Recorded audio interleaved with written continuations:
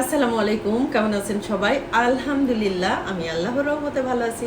আজকে লিমাস kitchen and ডাইনিংয়ে আপনাদেরকে একটা অনেক সুন্দর খাবার দেখাবো।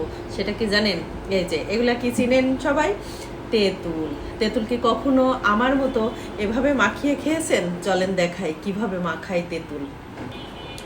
তেঁতুলটার খোসাটা ছাড়িয়ে নেই। আর এই তেঁতুলটা এত সফট, অনেক সুন্দর খেতে, অসাধারণ, বেশি টক নাই। একটু খাই, বিসমিল্লাহ। এই যে তেঁতুল ছাড়াই নিলাম না, এই যে লবণ নিলাম,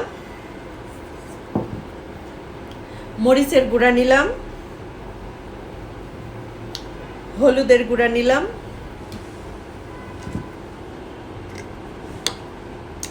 সরিষার তেল না দিলে চলবেই না।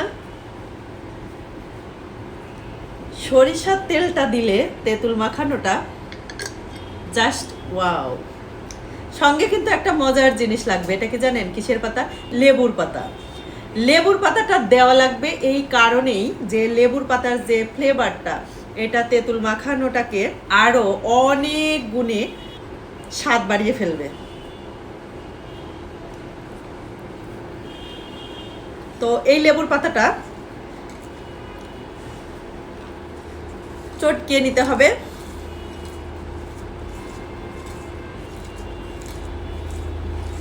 আর এভাবে চেপে মাখানোর কারণে লেবু পাতার যে একটা সুন্দর ফ্লেভার আছে, সেই ফ্লেভারটা এই তেঁতুলের সঙ্গে মিশে যাবে। আর তখন খেতে জাস্ট অসাধারণ লাগবে। হলুদের গুঁড়া, মরিচের গুঁড়া, লবণ আর সরিষার তেল, এই একটু লেবুর পাতা, এটা দিয়ে মাখায় আমার জিভায় কিন্তু পানি চলে আসছে। আর মাখায় কিন্তু অসাধারণ সুন্দর লাগে খেতে। আর এই তেঁতুল এমনিতেই, তেঁতুল দেখলেই মানুষের জিভে পানি চলে আসে, বলার কিছু নাই। আমারও মাখাচ্ছি আর এই খাইতে মন চাচ্ছে, মানে অলরেডি মুখে পানি চলে আসছে। একটু খেয়ে নেই, বিসমিল্লাহ।